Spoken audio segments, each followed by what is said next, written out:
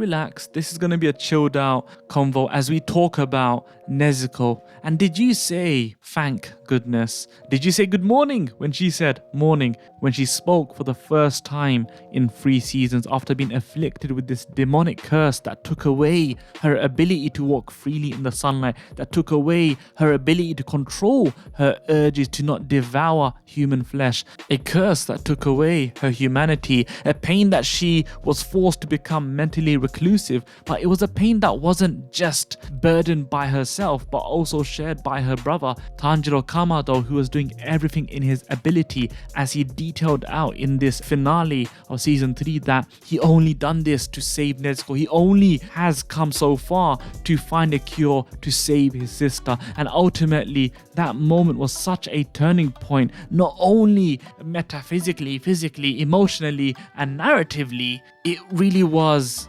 crazy. It was such a shocking moment for both our heroes as well as the villain that is Muzan. Muzan, who has only been expanding his progeny in the hopes of finding a demon or creating a demon that is able to conquer the sun, to go past these demonic chains that are restricting him to truly be a perfect being in his eyes. And he's found it with Nezuko being able to conquer the sun. Finally, you have the physical prowess that a demon is blessed with without the curse that they are afflicted with, which is of course the sun. And having 3 seasons of Nezuko not talking, struggling, grunting, really cooped up in a little box. We've not seen her in the sunlight apart from flashbacks, so that was more so in the snow. We've not seen her in the sunlight apart from dream sequences. So seeing her in the morning, the golden hour,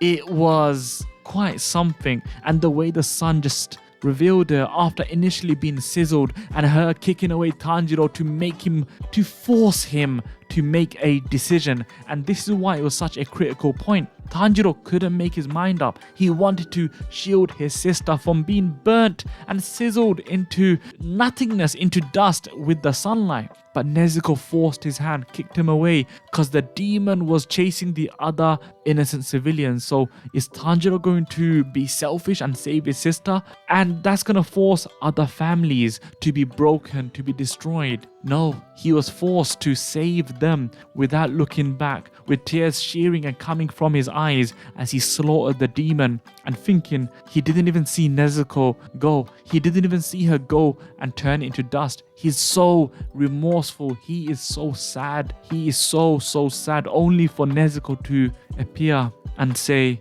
morning.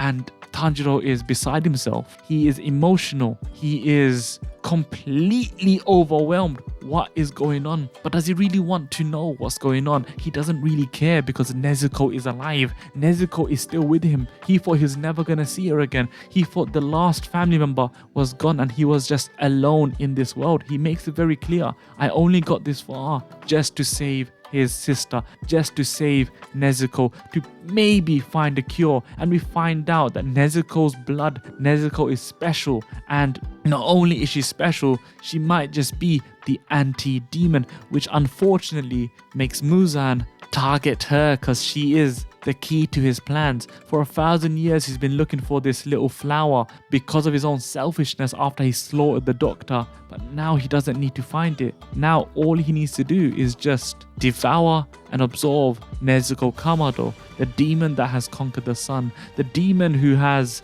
been siding with the humans to get rid of the demons, the demon that has been burdening but also saving her brother from the other demons that unfortunately come their way. This world that has been afflicted by such a disease, this human eating, flesh eating, nightmare wielding creatures of the night. But now, because she is a creature of both the night and the sun, what is she going to add?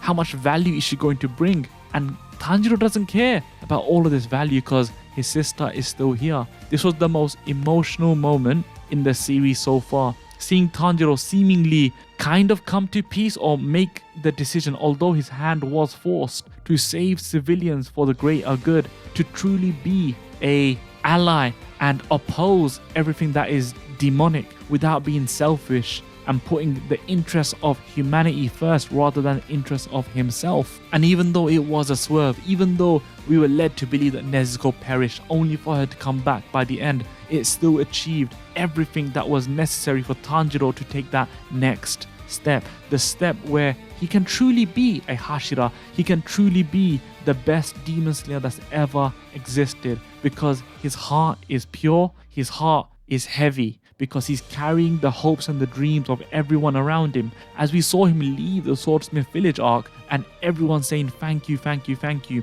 he deserves it. He deserves to be showered with praise and showered with gratitude, because he is truly pouring himself in to everything he does just in the hopes of saving everyone and also making the world a better place, with the real hope that his sister can come back to normal. And she is. She's seemingly speaking. She said morning, although it's kind of broken up, but it's like she's relearning or trying to learn how to talk again. She truly is a hybrid between a human and a demon, an emotional hybrid. I'm sure many of you lot had a hybrid of feelings. So tell me, how did you feel? And did you say, thank goodness, as everyone was saying, thank goodness, whether it's Tanjiro, whether it's Mitsuri, whether it's Nezuko, thank goodness, because that's what it's all about. If you really put your stock into the goodness of people, the goodness of situations, and just doing the right thing by people, things will sort itself out. And that's exactly what we saw. Tanjiro always operated with just the goodness in his heart and the goodness of people in his pure interest. And look at what happened. With Nezuko being a surefire dead sister, instead she's alive. Thank goodness.